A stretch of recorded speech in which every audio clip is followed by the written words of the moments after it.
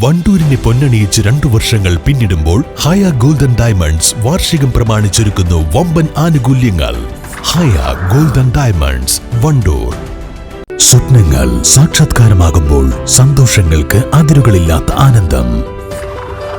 Mayuri golden diamonds, Kalikavu road, opposite town square, Wandoor.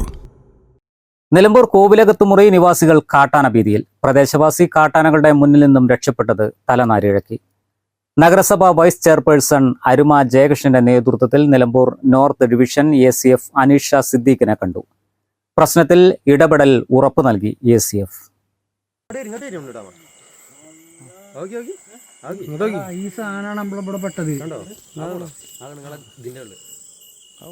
അന്ന് വട്ടപ്പോയിലുണ്ടെന്ന് പറഞ്ഞല്ലേ, വട്ടപ്പോയിൽ കുടുങ്ങിയില്ലേ, ആ ഫെൻസിങ്ങിലുള്ള കുടുങ്ങിയില്ലേ, അത് ഇതാണ്. നല്ല കൊമ്പനാണ്, ഈ കൊമ്പനാണ്.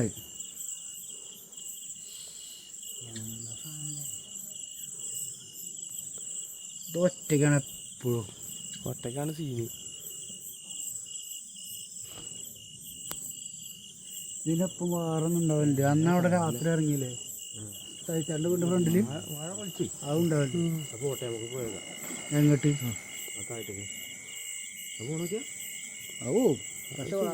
ബാക്കിൽ വേറെ നോക്കണം.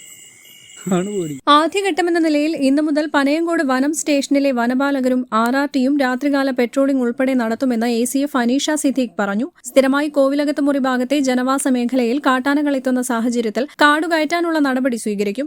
ജനപ്രതിനിധികളുടെയും വനപാലകരുടെയും നേതൃത്വത്തിൽ യോഗം ചേർന്ന ശേഷം പ്രദേശവാസികളുടെ സഹായത്തോടെയായിരിക്കും കാടുകയറ്റാനുള്ള നടപടി സ്വീകരിക്കുക.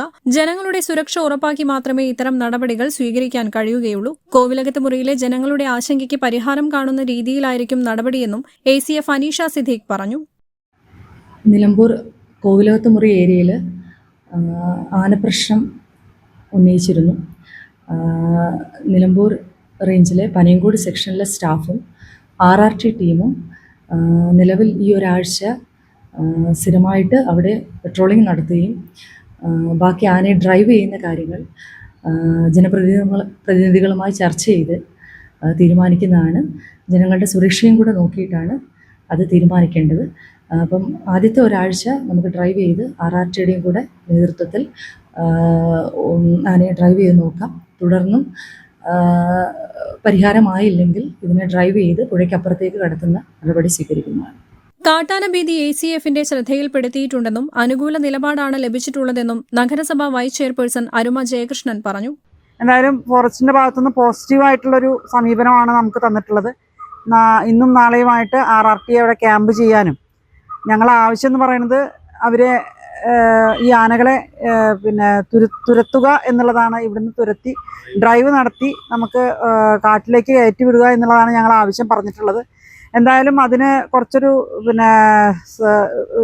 കുറച്ച് മുൻകരുതലുകൾ വേണം എന്നുള്ള നിലയ്ക്ക് അവരൊരു മീറ്റിംഗ് കൂടി ഏത് രീതിയിൽ ആ ഡ്രൈവ് നടത്താം എന്നുള്ളത് ആലോചിച്ചിട്ട് അതിനനുസരിച്ച് ചെയ്യാമെന്നുള്ളത് ഉറപ്പ് നൽകിയിട്ടുണ്ട്. എന്തായാലും എടക്കോട് വഴി 3000 വനമേഖലയിൽ കൂടി 12000 വനമേഖലയ്ക്ക് ആനകളെ കയറ്റി വിടണം എന്നുള്ളതാണ് ഞങ്ങളുടെ ആവശ്യം.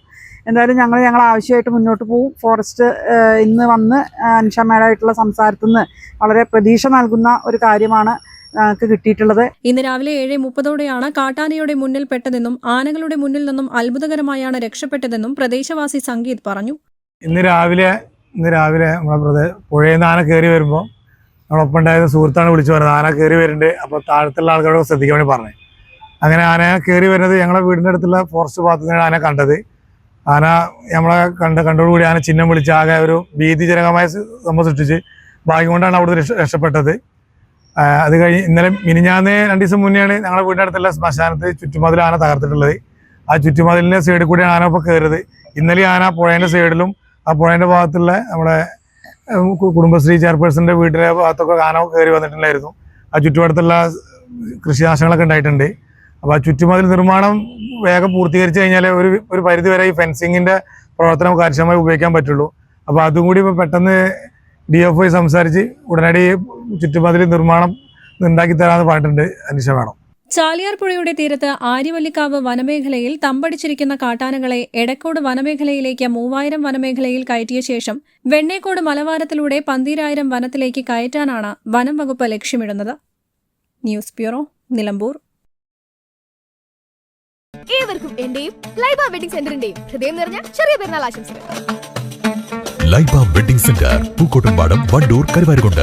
നിങ്ങളുടെ കയ്യിലുള്ള പഴയ സ്വർണ്ണാഭരണങ്ങൾ നൽകി 6 മാസത്തിന് ശേഷം പുതിയ 916 സ്വർണ്ണാഭരണങ്ങൾ പണിക്കൂലിയില്ലാതെ സ്വന്തമാക്കാം. Sara golden diamonds, Wandoor, Edavanna.